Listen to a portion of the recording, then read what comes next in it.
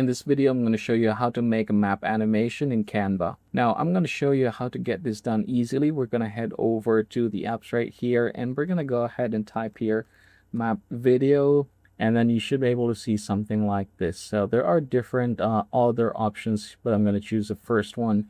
Click the open right here, and we are then going to decide a few things. First is duration. The second is the plane icon, and then the countries.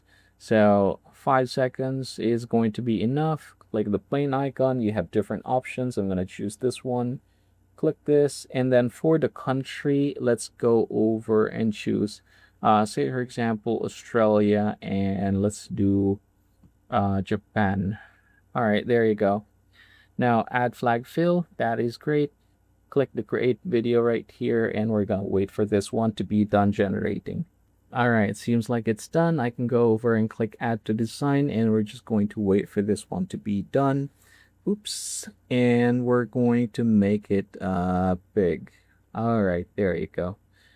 Now let's go over and click this one right here, and we can then go again and play this one. So you can see Australia jumping to Japan, and there you go. And yeah, that's how you're going to get this done. I hope this video helps you out.